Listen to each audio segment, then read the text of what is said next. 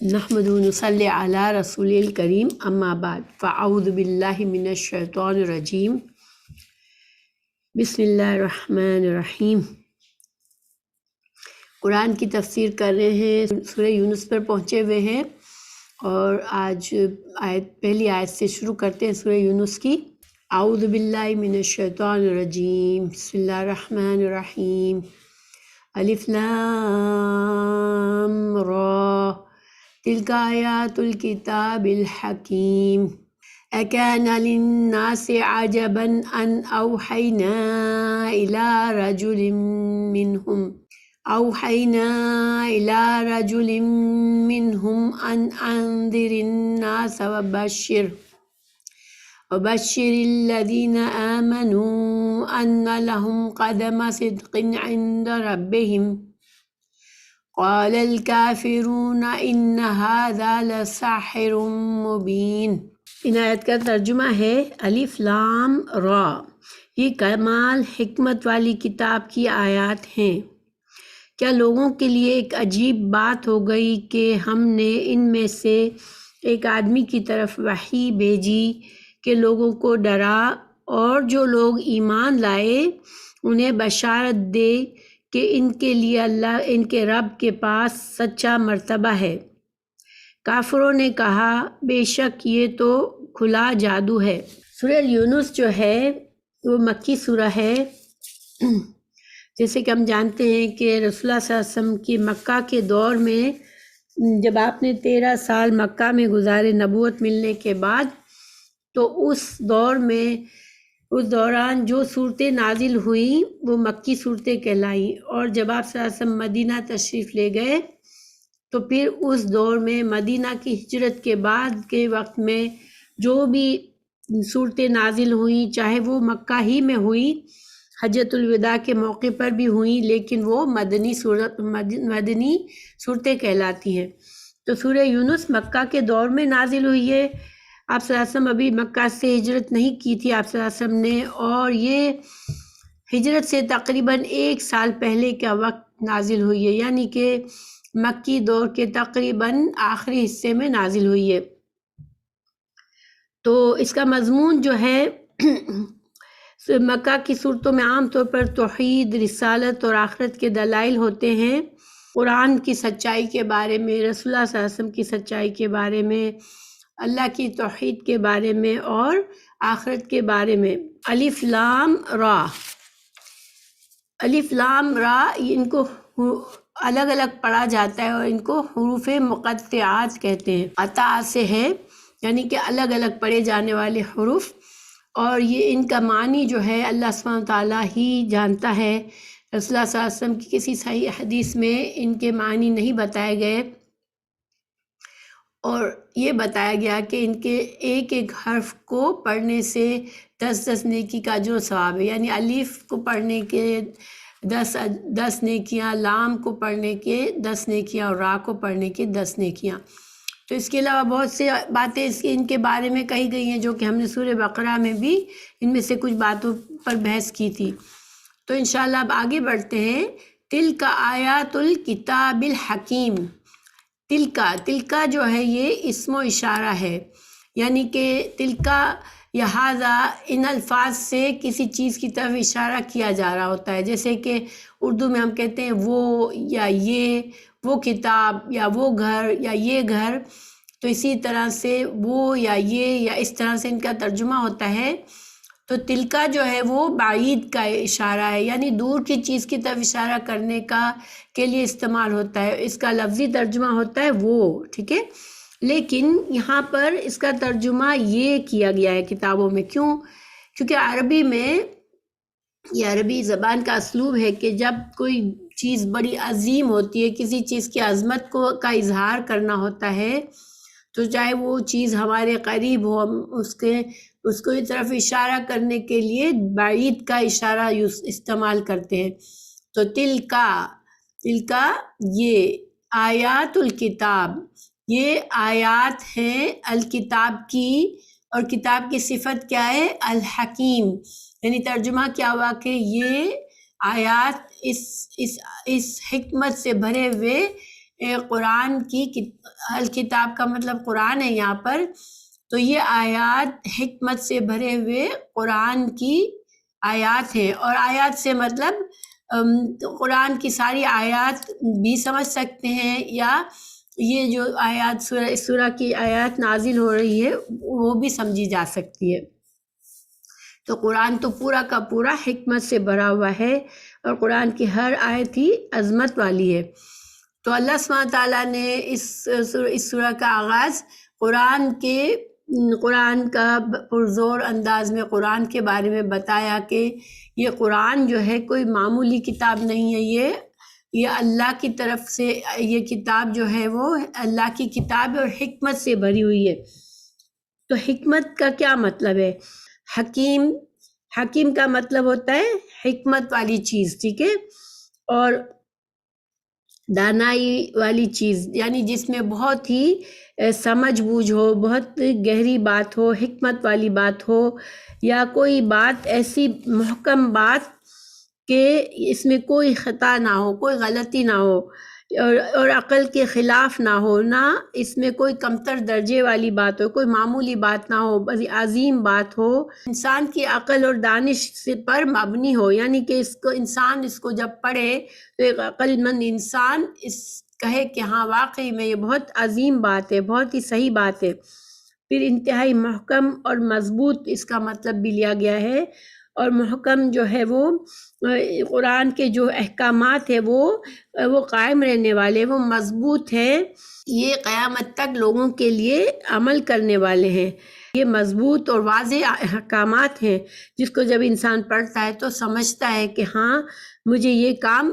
کرنا چاہیے، یہ کام میرے لیے صحیح ہے، یہ ضروری کام ہے۔ پھر اللہ تعالیٰ نے جو قرآن کے اوپر جو اعتراض کرنے والے تھے، یعنی کہ اس وقت جو قریش تھے، مشرکین مکہ تھے، سب سے پہلے جو قرآن پر اعتراض کرنے والے تھے وہی تھے، اور اس کے بعد دنیا میں بعد میں جو بھی اعتراضات کرتا ہے ان کے لیے ان کے سامنے اللہ سبحانہ تعالیٰ نے قرآن کا دفاع کیا ہے، پرزور انداز میں قرآن کا دفاع کیا ہے۔ اب ہم آگے بڑھتے ہیں۔ اکان للناس عجباً، اللہ تعالیٰ فرما رہے ہیں کہ کیا کانا ہے للناس لوگوں کے لیے، عجباً کیا لوگوں کے لیے یہ بہت حیرت انگیز بات ہے، بہت عجیب بات ہے، اس پر لوگوں کو یقین نہیں آ رہا ہے کیا کہ اوحینا کہ وحی کی ہم نے الی رجل ایک شخص پر، منہم جو کہ ان میں سے ہی ہے، یعنی کہ انسانوں کی جنس سے ہی ہے، یہ رسول صلی اللہ علیہ وسلم انسانوں میں سے ہی ہے، انذر الناس، اور اللہ تعالیٰ نے رسول اللہ صلی اللہ علیہ وسلم کو یہ منصب دیا کہ انذر الناس کہ لوگوں کو ڈراؤ، لوگوں کو خبردار کرو، وبشر الذین اور خوشخبری دو، آمنو جو ایمان لائے۔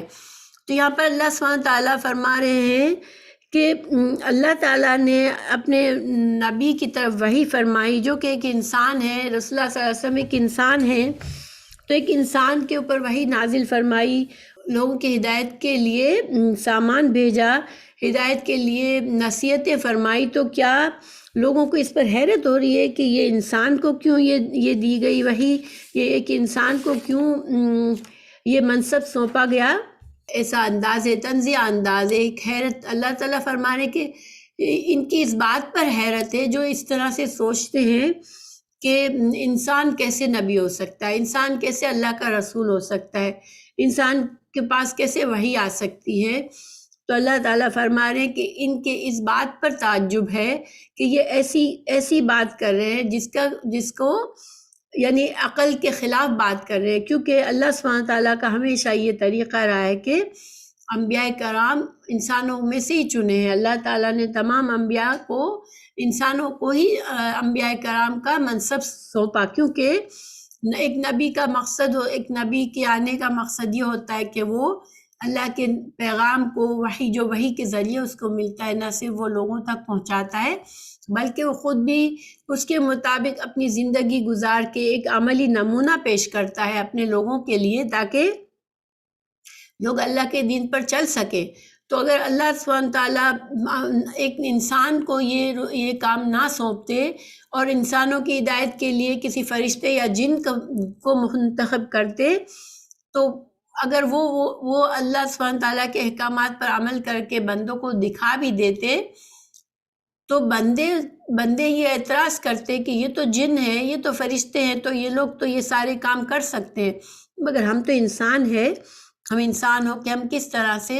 اللہ سبحانہ تعالیٰ کی ان احکامات پر عمل کریں۔ گویا کہ یہ ضروری تھا کہ اللہ سبحانہ تعالیٰ انسانوں میں سے ہی ایک انسان کو ایک رسول کی ذمہ داری دے، تاکہ وہ لوگوں کو اللہ کا پیغام پہنچائے اور لوگوں کو اپنے برے انجام سے بچائے۔ اللہ تعالیٰ اس آیت میں ایک طرح سے سمجھا رہے ہیں کہ اگر تو اللہ سبحانہ تعالیٰ کسی نبی کو نہ بھیجتے، انسانوں کو بنانے کے بعد انسانوں کو ایسے ہی گمراہی کے لیے چھوڑ دیتے دنیا میں، اور پھر آخرت میں جب زندگی ختم ہوتی اور انسانوں کو سزا دی جاتی کیونکہ انہوں نے اللہ کی مرضی کے مطابق زندگی نہیں گزاری اور گمراہی میں زندگی ضائع کر دی، تو پھر یہ تو ایک طرح سے اللہ تعالیٰ کی شان کے خلاف ہوتا کہ اللہ نے انسانوں کو بنا کے اس طرح سے بے یار و مددگار چھوڑ بھی دیا اور پھر ان کو سزا بھی دی کہ انہوں نے گمراہی کی زندگی کیوں گزاری، اور یہ اللہ کی شان کے خلاف ہے۔ اللہ تعالیٰ کسی پر ظلم نہیں کرتا۔ قرآن میں دوسری جگہوں پر بھی مشرکین کا پچھلے انبیاء کے ساتھ بھی یہی رویہ تھا اور ان کا یہی اعتراض تھا کہ اللہ تعالیٰ نے ایک انسان کو کیسے رسول بنا کر بھیج دیا۔ سورہ تغابن میں ہے آیت نمبر 6 میں، بشر یہدوننا، مشرکین نے پوچھا کہ ایک دوسرے کو جسے طنزیہ انداز میں، مزاحیہ انداز میں کہا کہ کیا آدمی اب ہمارے لیے ہادی بن کر آئے ہیں، یعنی ہم کو ہدایت کا سامان کیا اب آدمیوں کے ذریعے ملے گا؟ کیا ہم ایک آدمی رسول جو کہ آدمی، ہم کیا اس کی بات مانیں گے؟ تو انہوں نے یہ مذاق بنایا اس کا۔ اسی طرح حضرت صالح کی قوم نے یہ اعتراض کیا جو کہ قرآن میں موجود ہے، القمر آیت نمبر 25 میں، القی الذکر علیہ من بیننا، کہ کیا ہماری قوم میں سے کیا اللہ تعالیٰ کو یہی حضرت صالح ملے تھے کہ ان کو نبی بنا دیا ہم پر، اور ہم ہدایت کے احکامات ہمارے لیے اس نبی کے ذریعے بھیج دیے، اس کو نبی بنا کر اس انسان کے ذریعے ہمارے لیے ہدایت کا سامان بھیجا ہے، کیا اللہ کو یہی ملا تھا؟ تو گویا کہ یہ ایک پرانا اعتراض ہے جو کہ ہمیشہ جن لوگوں کو اللہ کا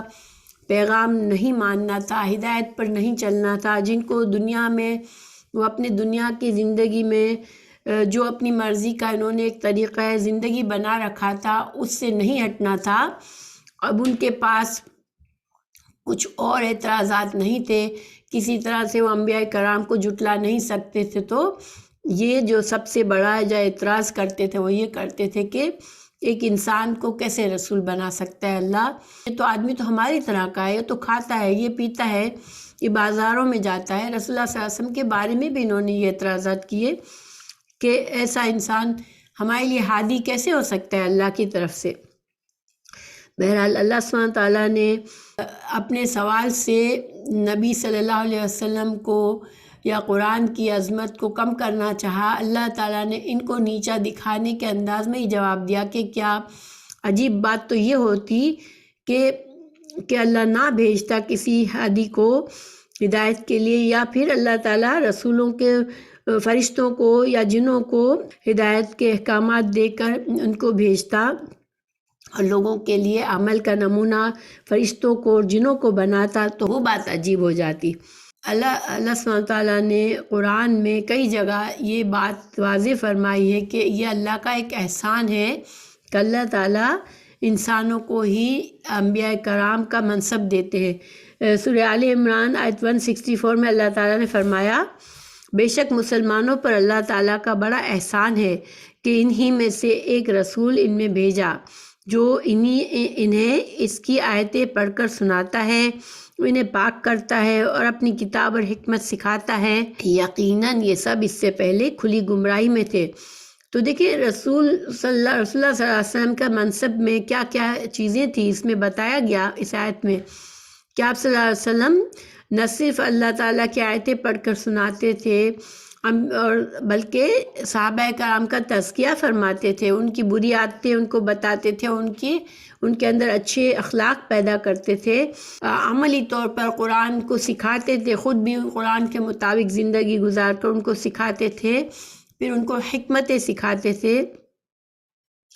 تو یہ سارے کام ایک فرشتہ یا جن نہیں کر سکتا تھا۔ اللہ تعالیٰ نے اپنے اس عمل کو احسان بتایا لوگوں پر کہ اللہ تعالیٰ بندوں کی آسانی کے لیے بندوں ہی کو میں سے چن کر رسول بناتا ہے۔ دوسری جگہ اللہ تعالیٰ نے فرمایا سورہ توبہ 128 میں، تمہارے پاس ایک ایسے پیغمبر تشریف لائے ہیں جو تمہاری جنس سے ہیں، یعنی انسان ہے۔ تو یہ اس طرح اور جگہوں پر بھی اس طرح کے دلائل موجود ہیں کہ انبیاء کرام اللہ تعالیٰ نے مردوں ہی میں سے انبیاء کرام کو چنا ہے اپنے۔ پھر آگے اب اللہ تعالیٰ مزید فرما رہے ہیں وَبَشِّرِ الَّذِينَ آمَنُوا أَنَّ لَهُمْ قَدَمَ صِدْقٍ عِنْدَ رَبِّهِمْ۔ اب اللہ سبحانہ تعالیٰ نے ان کے معاملے کو وہیں چھوڑ دیا، ان مومنوں کا ذکر فرما رہے جنہوں نے اللہ کے پیارے نبی صلی اللہ علیہ وسلم کے پیغام کو قبول کیا، وہ ایمان لائے اللہ پر، اللہ کے رسول صلی اللہ علیہ وسلم پر، پھر انہوں نے کیا کیا، أَنَّ لَهُمْ قَدَمَ صِدْقٍ عِنْدَ رَبِّهِمْ، ایسے لوگوں کے لیے اللہ تعالیٰ نے فرمایا قدم صدقن ہے۔ قدم صدقن کیا ہے؟ پیش قدمی کرنا، آگے بڑھنا، ٹھیک ہے؟ تو پیش قدمی کرنا یا پھر درجات کو کی بلندی کو بھی کے لیے بھی استعمال کیا گیا ہے۔ تو جو قدمہ یعنی آگے قدم بڑھانا، یعنی کہ بلند درجات حاصل کرنا۔ تو اور صدقین کا مطلب ہے سچا، ٹھیک ہے، سچ، اور یہاں پر صدقین جو ہے وہ مصدر ہے۔ تو قدمہ صدقین مصدر کو جب استعمال کیا جاتا ہے اسم کی جگہ تو اس میں مبالغہ آ جاتا ہے، یعنی کہ سراپا سچ ہے یہ جو ان کے لیے، جو آگے ان کے لیے ہے وہ سراپا سچ ہے، یعنی کہ بہترین ان کا جو مستقبل ہے وہ بہترین مستقبل ہے۔ جسی طرح دیکھیں ایک اگر عادل انسان ہو، اس کو عدلن کہہ دیا جائے، عدلن جو ہے وہ مصدر ہے اور عادل کا مطلب ہوتا ہے عدل کرنے والا انسان، لیکن وہ اتنا زیادہ عدل کرنے والا ہے کہ اس کو مبالغے سے اگر بتانا ہے تو عربی میں عدلن کہتے ہیں، یعنی کہ یہ تو سراپا عدل اور انصاف ہے یہ آدمی۔ تو اسی طرح ایک عالم ہے علم رکھنے والا، لیکن اس کا علم اتنا پختہ ہے کہ اس کو علم کہہ دیا جائے تو علم مصدر ہے، تو اس سے مبالغہ آتا ہے کہ یہ انسان تو سراپا علم ہے جیسے۔ تو اسی طرح صدقین جو ہے وہ مصدر استعمال ہوا ہے صادق کی جگہ پر، ٹھیک ہے، قدم صادق، سچا قدم، سچی پیش قدمی کو قدم صدقین کہا گیا ہے۔ اب اس قدم صدقین کے لوگوں نے مختلف علماء نے مختلف معنی بھی کیے ہیں۔ جیسے دیکھیں مثال کے طور پر پیچھے ہمیں بتایا گیا کہ جن لوگوں نے رسول اللہ صلی اللہ علیہ وسلم کے اس پیغام حق کے پیغام کو قبول نہیں کیا، وہ بس باتیں بنانے میں رہ گئے، لیکن جو مسلمان جو ایمان لے آئے انہوں نے کیا کیا، وہ آگے بڑھے، اس مقام سے ان کے درجات بلند ہونا شروع ہوئے۔ ایمان لانے کے بعد پھر انہوں نے رسول اللہ صلی اللہ علیہ وسلم کی تعلیمات سے اپنا تزکیہ کیا، نیک اعمال کیے، نمازیں پڑھیں، روزے رکھے، صدقہ خیرات کیا۔ تو جب انہوں نے یہ سارے نیک اعمال کیے، اپنے اس مقام پر جہاں تھے جہالت کے مقام پر، وہاں سے وہ کہیں آگے بڑھ گئے، انہوں نے پیش قدمی کی اس مقام سے۔ پھر اللہ سبحانہ تعالیٰ نے بھی پھر ان کے اس ایمان لانے اور نیک اعمال کرنے کی وجہ سے اللہ تعالیٰ نے آخرت میں ان کے لیے اجر و ثواب ان کے نصیب میں لکھ دیا، تو ان کو اجر و ثواب ملا اور ان کے لیے رسول اللہ صلی اللہ علیہ وسلم کی شفاعت بھی ان کو ملے گی اور ان کے لیے جنت میں بلند مرتبے ہیں۔ تو یہ صحیح معنوں میں حقیقی پیش قدمی یہ ہے جو انہوں نے کی، ایمان لانے کے بعد وہ کہاں سے کہاں پہنچ گئے، بلندیوں پر پہنچ گئے، جنت کے بلند مقامات تک پہنچ گئے۔ اور عند ربہم کے کا مطلب یہی ہے کہ اللہ سبحانہ تعالیٰ نے بھی ان کے ایمان کو قبول کیا اور اس کو پسند فرمایا، اور ان کو اس کے بدلے میں بلند درجات دے گا اللہ جنت میں۔ لیکن اب کافروں کا کیا ہوا؟ جنہوں نے اس طرح کی باتیں گھڑی تھی ان کا بتا رہے اللہ تعالیٰ، وقال الکافرون ان ھذا لساحر مبین۔ اب کافروں کو دیکھیں، وہ کسی طرح رسول اللہ صلی اللہ علیہ وسلم کو جھوٹا نہیں کہہ سکتے تھے، کیونکہ وہ صادق اور امین مشہور تھے۔ وہی لوگ تھے جو کل تک آپ صلی اللہ علیہ وسلم کو صادق اور امین کہتے تھے، آپ کی عزت کرتے تھے،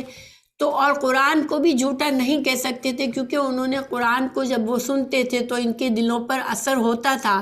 وہ سمجھتے تھے کہ یہ عظیم کلام جو ہے وہ کوئی کسی بندے کا، کسی انسان کا کلام نہیں ہے، مگر ان کو صرف کیا چیز روکتی تھی؟ جو دنیا میں ان کو اللہ تعالیٰ نے نعمتیں دے رکھی تھی اور جو انہوں نے اپنے لیے بڑا مقام بنا لیا تھا، وہ اس کو کسی حال میں اس کو نہیں چھوڑنا چاہتے تھے۔ وہ ایمان لا کر ان کو یہ ڈر لگتا تھا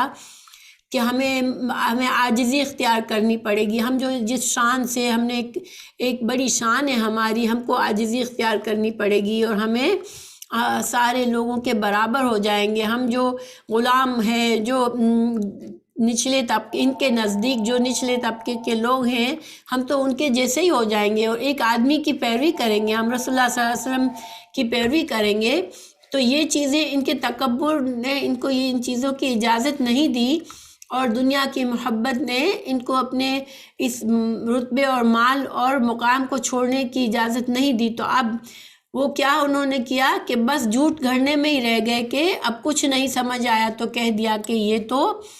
تو جادوگر ہے، کھلا جادوگر ہے، کیونکہ اب ان کی خود سمجھ نہیں آ رہا تھا کہ یہ ہم کس طرح سے جھٹلائیں۔ تو پھر انہوں نے رسول اللہ صلی اللہ علیہ وسلم کو نعوذ باللہ جادوگر کہہ کر بس اپنے آپ کو تسلی دے دی، حالانکہ وہ جانتے تھے کہ رسول اللہ صلی اللہ علیہ وسلم کے اوصاف جو ہیں وہ اتنے عظیم اوصاف کے انسان ہیں کہ وہ جادوگر اس طرح کے نہیں ہوتے ہیں۔ تو بہرحال اللہ تعالیٰ یہاں ایک طرح سے مقابلہ بتا رہے ہیں، کمپیریزن ہے۔ دیکھیں، ایک طرف تو مسلمان ہیں، مومن ہیں جو کہ بلند درجات تک پہنچ گئے، اور ایک طرف یہ کافر ہیں جو کہ اپنے جھوٹ گڑنے میں ہی اپنی زندگی کو گزار دیا، اور دنیا میں بھی ذلیل ذلت کی موت مرے اور آخرت میں بھی جہنم ان کے نصیب میں آئی۔ اور یہ اس لیے کہ انہوں نے قرآن کی عزت نہیں کی، رسول اللہ صلی اللہ علیہ وسلم کو قبول نہیں کیا، اور اپنے ہٹ درمی سے اپنے کفر اور اپنے اناد اور اپنے تکبر میں پڑے رہے، تو وہ برے انجام کو پہنچے۔ تو دیکھیں ہمارے لیے کیا سبق ہے یہاں پر؟ یہ تو کافر تھے، لیکن مسلمانوں کو آج ہم دیکھیں کہ اکثریت مسلمانوں کی صرف دنیا پر وہ خوش ہیں، ایک طور طریقہ بنا لیا ہے، وہ تب اس میں اتنا مصروف ہیں کہ آخرت کی طرف نہیں دیکھتے۔ دیکھیں قدم صدقین، جو لوگ آگے کی طرف پیش قدمی کرتے ہیں، تو دیکھیں پیش قدمی انسان دنیا سے پیش قدمی کس طرف ہوتی ہے؟ انسان کی نظر آخرت پر جب ہو تو وہ پیش قدمی کرتا ہے۔ جس کی نظر اتنی تنگ ہے کہ اس کو دنیا کے آگے کچھ نہیں نظر آتا،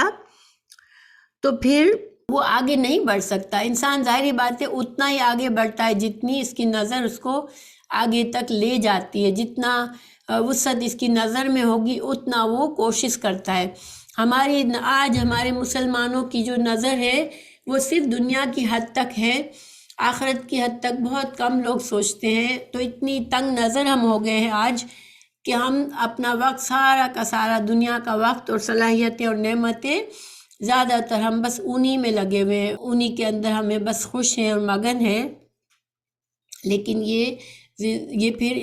ایسے انسانوں کے لیے آگے بڑھنا مشکل ہو جاتا ہے۔ ایک مومن جو ہے وہ وسعت نظر رکھتا ہے اور دنیا سے آگے اپنا آخرت کا انجام پر نظر رکھتا ہے، کیونکہ آخرت سب سے بہتر ہے اور جنت سب سے بہتر ہے۔ دنیا چھوٹی ہے، مختصر ہے اور وقتی ہے، ختم ہو جانے والی ہے، اور آخرت کی نعمتیں جو ہے وہ ابدی ہے، اور آخرت کے درجات اور آخرت کی نعمتیں بہت بلند اور بالا ہے۔ تو مسلمانوں کو اس پر نظر رکھنی چاہیے۔ تو اللہ سبحانہ تعالیٰ ہمیں توفیق دے کہ ہم اس تنگ نظری سے بچیں اور صرف ہماری نظر جو ہے وہ دنیا کی حد تک نہ ہو۔ آخرت کو ہم اپنا مقصد حیات بنائیں انشاءاللہ آخرت کی کامیابی کو، تو اللہ سبحانہ تعالیٰ ہمیں بھی بلند درجات دے گا انشاءاللہ۔ پھر اللہ سبحانہ تعالیٰ نے آگے فرمایا ان ربکم اللہ الذی خلق السماوات والارض فی ستۃ ایام ثم استوى على العرش يدبر الامر ما من شفیع الا من بعد اذنہ ذالکم اللہ ربکم فاعبدوہ افلا تذکرون۔ اللہ سبحانہ تعالیٰ فرما رہے ہیں بلا شبہ تمہارا اللہ ہی ہے جس نے آسمان اور زمین کو 6 روز میں پیدا کر دیا، پھر عرش پر قائم ہوا اور وہ ہر کام کی تدبیر کرتا ہے، کوئی سفارش کرنے والا نہیں الا یہ کہ اس کی اجازت ہو۔ ایسا اللہ تمہارا رب ہے سو تم اس کی عبادت کرو، کیا تم پھر بھی نہیں سمجھتے؟ پچھلی آیت میں اللہ سبحانہ تعالیٰ نے رسالت کو واضح فرمایا، اب اللہ سبحانہ تعالیٰ توحید کے دلائل پیش کر رہے ہیں۔ اللہ تعالیٰ نے فرمایا بے شک تمہارا رب جو ہے وہی ہے جس نے آسمان اور زمین کو 6 دن میں پیدا کیا۔ تو اللہ سبحانہ تعالیٰ نے قرآن میں کئی جگہوں پر توحید کے دلائل میں اللہ تعالیٰ نے زمین اور آسمان کی تخلیق کو پیش کیا ہے اور لوگوں کو اس کی طرف متوجہ کیا ہے، کیونکہ دیکھیں ہر انسان آسمان اور زمین کا مشاہدہ ہر روز اپنی زندگی میں کرتا ہے، اور کوئی یہ نہیں کہہ سکتا کہ یہ آسمان یا یہ زمین انسان نے یا فلاں معبود نے بنایا۔ ہر انسان یہ سمجھتا ہے کہ آسمان اور زمین کا بنانے والا اللہ ہی ہے۔ تو اس وجہ سے اللہ سبحانہ تعالیٰ نے ہمیں قرآن میں کئی جگہوں پر یہ دلائل پیش کیے کہ آسمان اور زمین کی تخلیق کو دیکھو اور اپنے رب کو پہچانو۔ سورہ البقرہ میں بھی اللہ تعالیٰ نے فرمایا آیت 21 اور 22 میں، اے لوگو اپنے اس رب کی عبادت کرو جس نے تمہیں اور تم سے پہلے کے لوگوں کو پیدا کیا ہے، یہی تمہارا بچاؤ ہے، جس نے تمہارے لیے زمین کو فرش اور آسمان کو چھت بنایا اور آسمان سے پانی اتار کر اس سے پھل پیدا کر کے تمہیں روزی دی، خبردار باوجود جاننے کے اللہ کے شریک مقرر نہ کرو۔ مشرکین مکہ بھی اس بات کو جانتے تھے کہ اللہ ہی خالق ہے، ان کو اس بات سے انکار نہیں تھا کہ اللہ نے ہمیں پیدا نہیں کیا ہے یا اللہ نے زمین و آسمان نہیں بنائے ہیں، مگر اللہ سبحانہ تعالیٰ کے ساتھ انہوں نے شریک بنا کے رکھے تھے، اپنے معبود بنا کے رکھے تھے۔ اللہ تعالیٰ نے ہمیں سورہ مومنون آیت 84-89 میں بتایا، ترجمہ پڑھتی ہوں، یا رسول اللہ آپ ان سے پوچھیں تو صحیح کہ زمین اور اس کی تمام چیزیں کس کی ہیں، بتلاؤ اگر جانتے ہو، تو وہ فوراً جواب دیں گے کہ اللہ کی۔ اب کہہ دیجئے پھر تم نصیحت کیوں نہیں حاصل کرتے؟ اور آپ ان سے پوچھیں 7 آسمانوں کا اور بہت بابرکت عرش کا رب کون ہے؟ وہ لوگ جواب دیں گے کہ اللہ ہی ہے۔ کہہ دیجئے پھر تم کیوں نہیں ڈرتے؟ تو گیا مشرکین مکہ بھی جانتے تھے کہ اللہ ہی خالق ہے اصل میں، اور یہ بات دنیا میں تقریباً تمام لوگ یہ بات کو سمجھتے ہیں کہ ہمیں پیدا کرنے والی کوئی ایک ذات ہے، سوائے اس کے کہ جو اللہ کا مکمل انکار کرتے ہیں۔ کچھ لوگ ایسے ہیں جو اپنی عقل کے بھی خلاف جاتے ہیں، کیونکہ انسان اگر خالق کا انکار کرے گا تو پھر اپنی تخلیق کو کیسے سمجھے گا وہ۔ تو اللہ تعالیٰ نے یہاں پر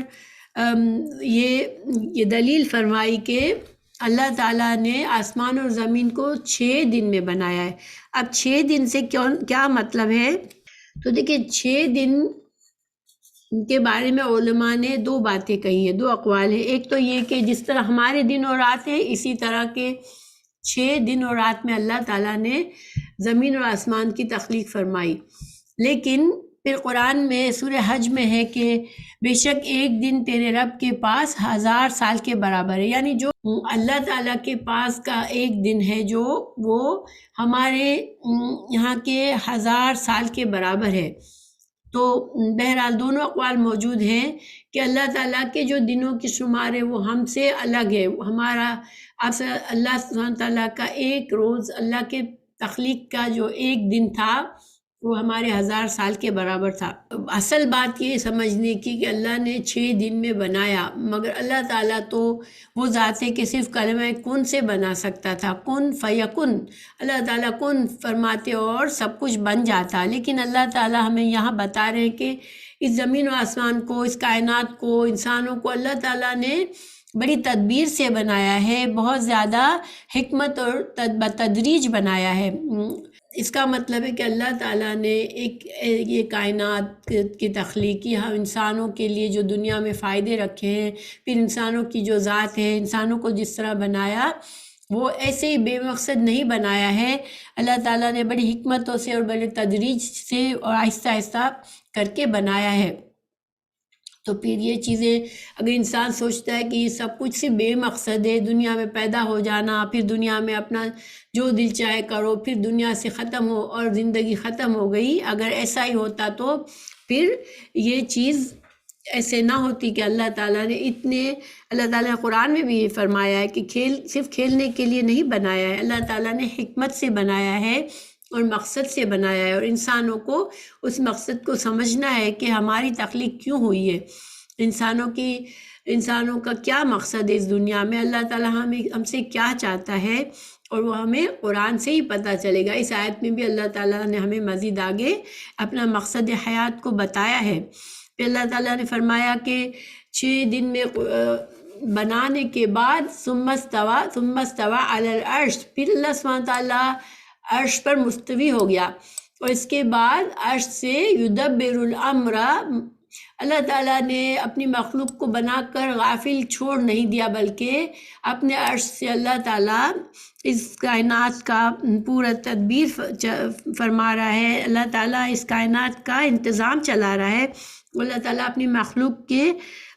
کو بے یار و مددگار نہیں چھوڑا ہے، بلکہ ہمارے تمام معاملات کا حساب کتاب ہو رہا ہے، ہمارے تمام معاملات کو دیکھا جا رہا ہے، اور ہماری دعاؤں کو قبول فرماتا ہے اللہ تعالیٰ۔ ہماری ضرورتوں کو پورا کرتا ہے اس دنیا میں۔ تو اللہ سبحانہ تعالیٰ نے نہ ہی ہمیں بے یار و مددگار چھوڑا، نہ ہی اپنا کوئی نائب مقرر کر کے اس کو سونپ دیا کام کہ کسی مخلوق میں سے کسی کو اللہ تعالیٰ نے اختیارات دے دیے کہ وہ اس کائنات کا انتظام سنبھالے۔ تو یہاں پر یہ بات واضح کرنے سے آگے سے کیا تعلق اس کا کہ اللہ تعالیٰ فرما رہے ہیں کہ ما من شفیع الا من بعد اذنہ، کہ اللہ کے نزدیک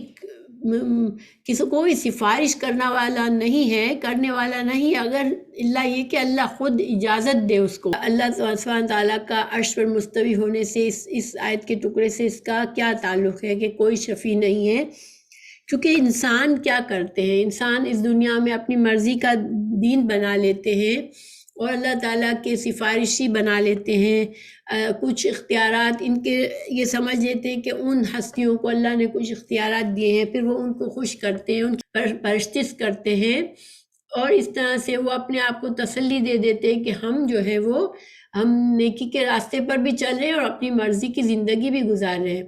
دیکھیے جو انسان اللہ کا فرما بردار بن کر رہنا چاہتا ہے وہ کبھی بھی کسی اور سہارے کو ڈھونڈنے کی اسے ضرورت ہی نہیں ہے، کیونکہ وہ اللہ سبحانہ تعالیٰ کو اپنے خالق کو پہچانتا ہے اور اس کو خوش کرنا چاہتا ہے، اسی کی مرضی کے مطابق زندگی گزارتا ہے۔ لیکن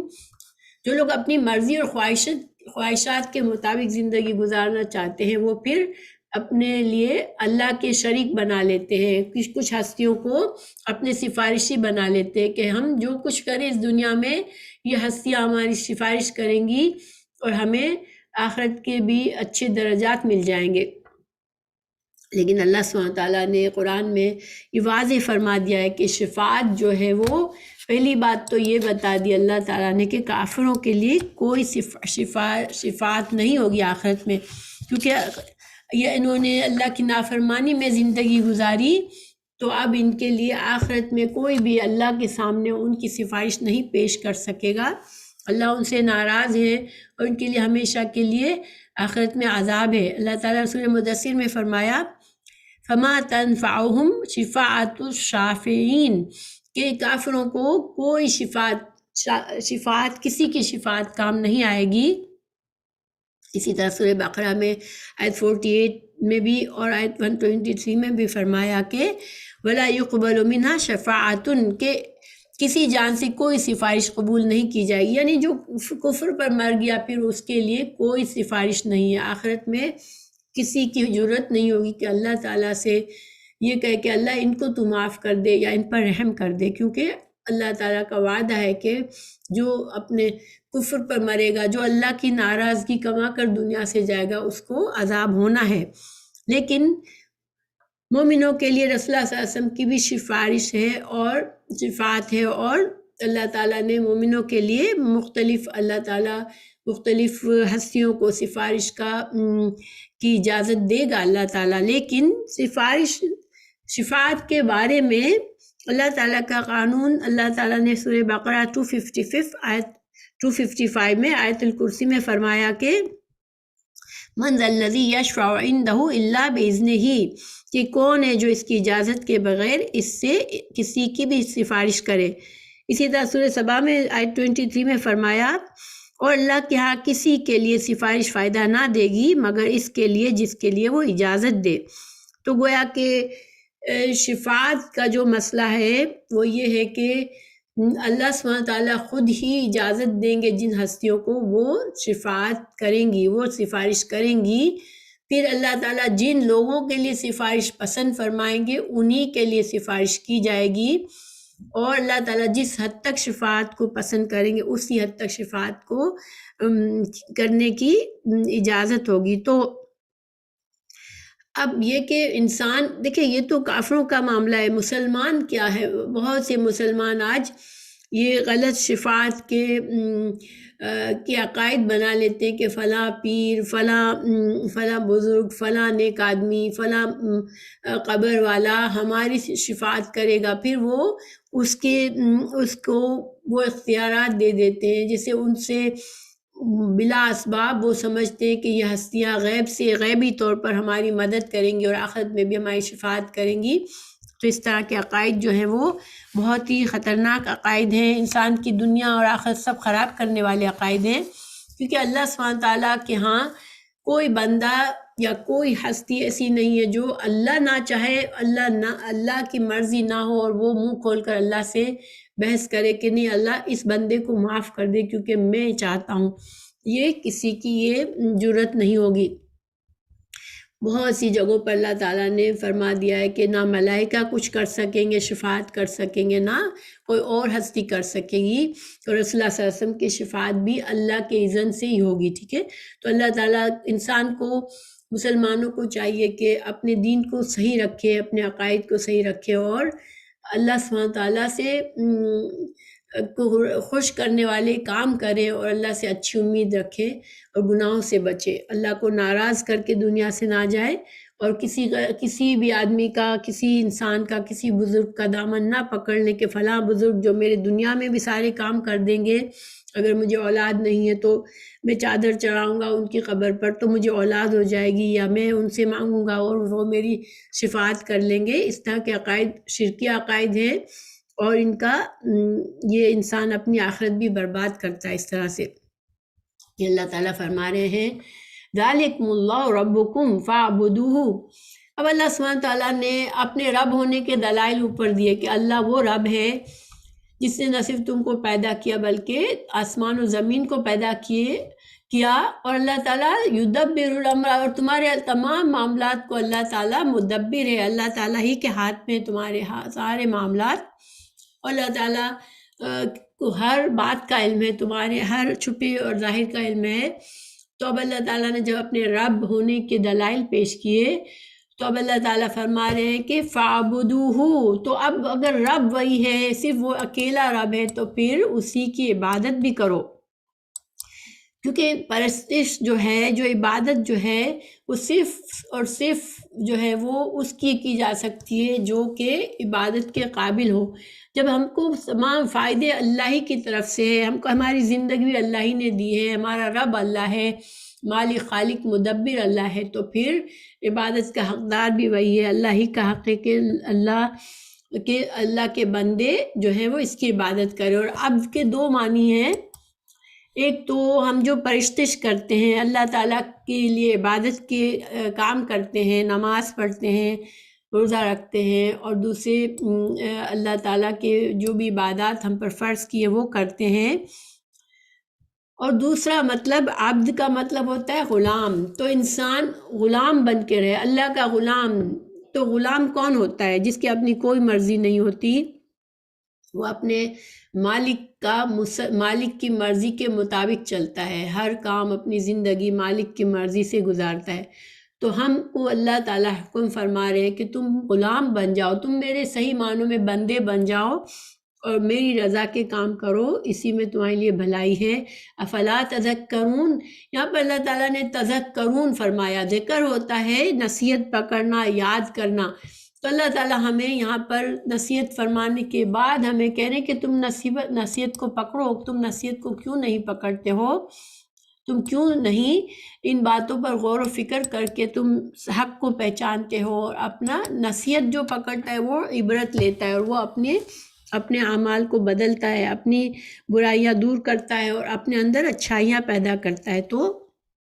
اللہ تعالیٰ نے ہمیں اپنے رب ہونے کے بارے میں ہمیں بتایا، اور رب ہونے کے دلائل دے کر ہمیں نصیحت پکڑنے کے لیے فرمایا۔ اور یہ صرف کافروں کے لیے نہیں ہے، ہمیں بھی اپنے رب کو، دیکھیں ہم اللہ کو مانتے ہیں، ٹھیک ہے، اللہ ہی ہمارا رب ہے، ہم کسی کو رب نہیں کہتے، یہ اللہ سبحانہ تعالیٰ کا فضل ہے ہم پر کہ مسلمان گھروں میں پیدا کیا۔ لیکن یہ اتنا صرف کافی نہیں ہے، انسان کو اللہ کا بندہ بن کے رہنا ہے۔ اللہ کو مالک سمجھنا، اللہ کو خالق سمجھنا، یہ تو سبھی کرتے ہیں، مشرکین بھی کرتے ہیں، لیکن اپنے آپ کو اللہ کا بندہ اور غلام سمجھنا، اس میں لوگوں کو مشکل آتی ہے، اور اس میں بہت سے لوگ کامیاب نہیں ہوتے۔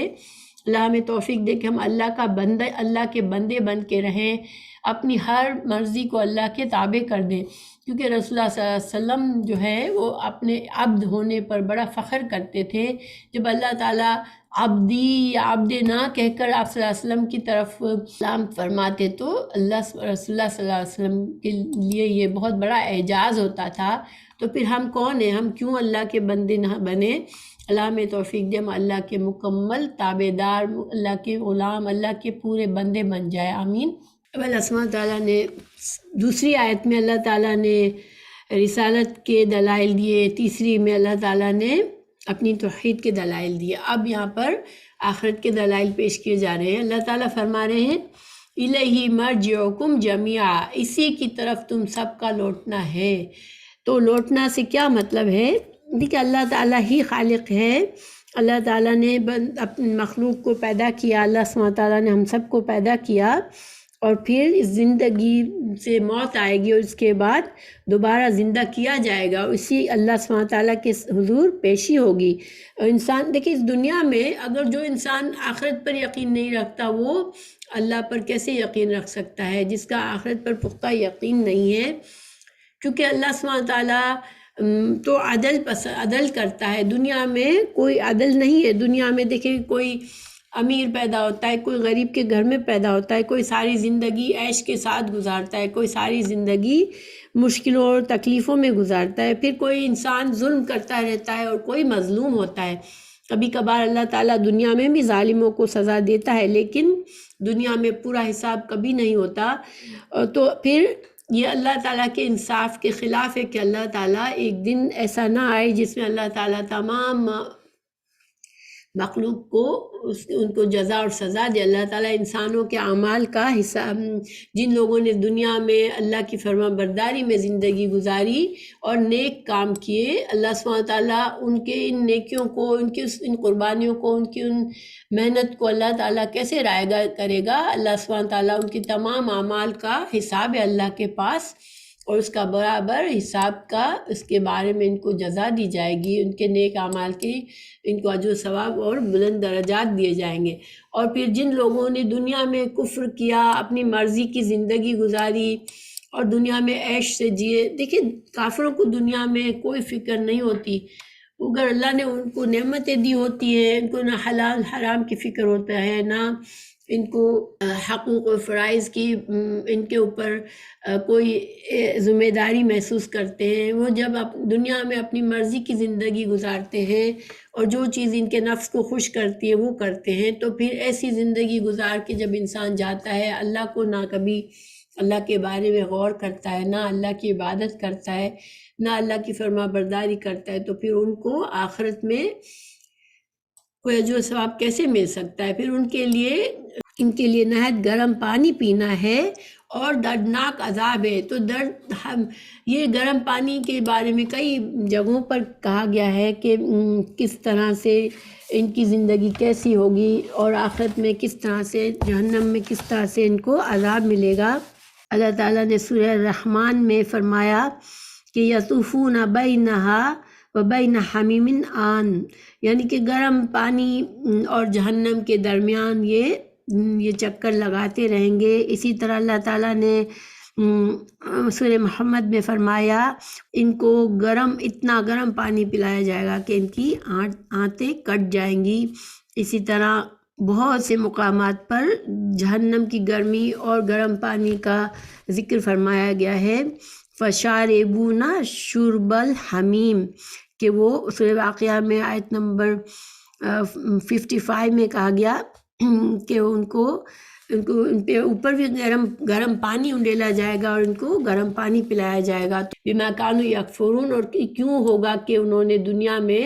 انکار کیا اللہ تعالیٰ کے اس ہدایت کے پیغام کو انہوں نے قبول نہ کیا، نہ رسالت کو قبول کیا، نہ اللہ کی مرضی کے مطابق انہوں نے زندگی کو گزارنے کو قبول کیا، تو پھر ان کو یہی عذاب ملے گا۔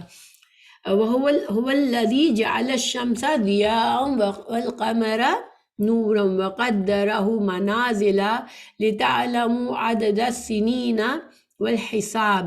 مَا خَلَقَ اللَّهُ ذَلِكَ إِلَّا بِالْحَقِّ فَيُفَصِّلُ الْآيَاتِ لِقَوْمٍ يَعْلَمُونَ۔ اللہ تعالیٰ آگے فرما رہے ہیں کہ وہی ہے جس نے سورج کو تیز روشنی اور چاند کو نور بنایا اور اس کی منزلیں مقرر کی تاکہ تم سالوں کی گنتی اور حساب معلوم کرو۔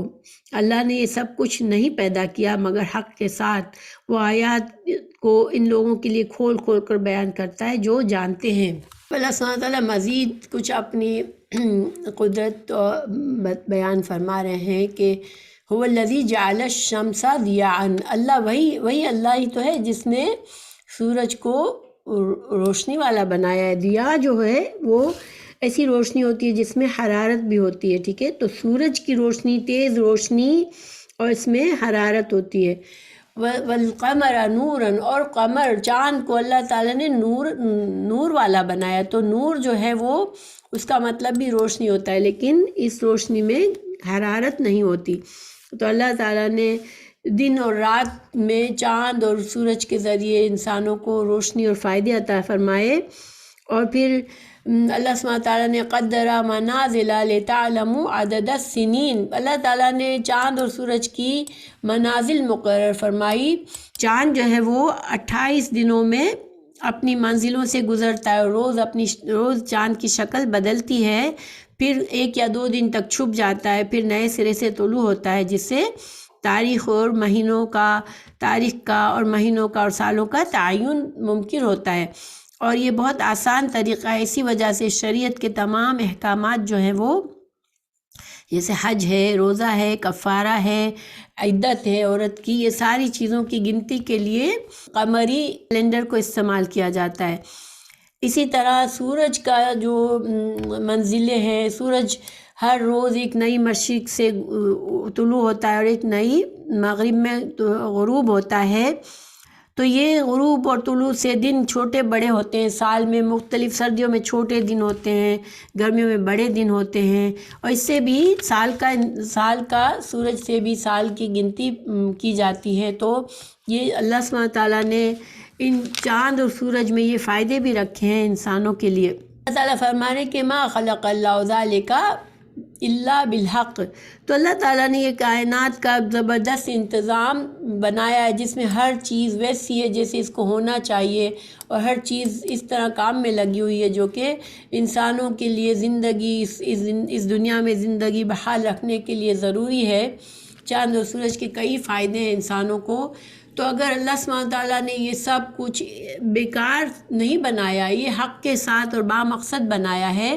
اور ان چیزوں کا مقصد ہے کہ اللہ کے بندے ان چیزوں کو دیکھیں اور اس سے اپنے خالق کو پہچانیں، پھر اس کے فرما بردار ہو جائیں، اور جس طرح یہ ساری مخلوق اللہ کی فرما بردار ہے اور وہی کام کرتی ہے جس مقصد کے لیے اللہ نے انہیں پیدا کیا، تو انسان کی زندگی کا مقصد ہے اور وہ اللہ کی عبادت ہے۔ اس دنیا میں انسان کو اللہ کے مرضی کے مطابق زندگی گزار کر اللہ کو راضی کرنا ہے تاکہ آخرت کی نعمتیں اسے ملے۔ پھر اللہ سبحانہ تعالیٰ فرما رہے ہیں یفصل الآیات لقوم یعلمون، لیکن اللہ تعالیٰ تو کھول کھول کے بیان فرماتا ہے، لیکن وہی جو علم رکھتے ہیں انہی کو یہ باتیں سمجھ آتی ہے۔ تو دیکھیے علم کون سا علم؟ اللہ تعالیٰ قرآن اور حدیث کا علم اگر جب تک انسان نہیں سیکھتا تو وہ نہ اللہ کی ذات کو صحیح پہچان سکتا ہے، نہ اللہ کی مخلوقات کو سمجھ سکتا ہے، نہ اپنی زندگی کا مقصد سمجھ سکتا ہے۔ تو جو انسان اس علم سے محروم رہتا ہے وہ اس کی گویا کہ اس کی سمجھ میں کچھ نہیں آتا، وہ زندگی کو ایک بے مقصد کھیل کود کی جگہ سمجھ کر زندگی کو ضائع کر دیتا ہے۔ لیکن علم والے جو ہیں وہ ان باتوں سے سمجھتے ہیں اور ان سے نصیحت لیتے ہیں۔ پھر اللہ سبحانہ تعالیٰ نے فرمایا مزید ان فی اختلاف اللیل والنہار وما خلق اللہ فی السماوات والارض لآیات لقوم یتقون۔ اللہ تعالیٰ نے مزید فرمایا کہ بے شک رات اور دن کے بدلنے میں اور ان چیزوں میں جو اللہ نے آسمان اور زمین میں پیدا کی ہیں، یقیناً ان لوگوں کے لیے جو بہت سی نشانیاں ہیں جو ڈرتے ہیں اللہ سے۔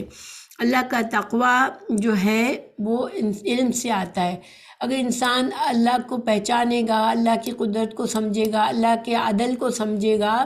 کہ مجھے اللہ نے بے مقصد نہیں پیدا کیا ہے، تو پھر وہ انسان جو ہے وہ ان ساری چیزوں سے اپنے لیے سبق لیتا ہے کہ کتنی شاندار اللہ نے نظام بنایا ہے اپنے بندوں کے لیے، اور ہم اس زندگی کا ہمیں کیا اس زندگی کے ہمارے مقاصد ہمیں سمجھ آتے ہیں۔ اور تقوی، اللہ کا تقوی جب تک انسان کے دل میں نہیں ہے، انسان جو ہے وہ اللہ کی مرضی کے مطابق زندگی نہیں گزارتا۔ اللہ تعالیٰ مزید فرمائے کہ ان الذین لا یرجون لقاءنا ورضوا بالحیاۃ الدنیا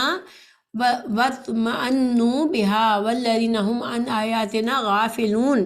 اس کے مقابلے میں پہلے اللہ تعالیٰ نے ان لوگوں کا ذکر فرمایا جو کائنات پر غور و فکر کرتے ہیں، اللہ کی آیات قرآن کو سمجھتے ہیں،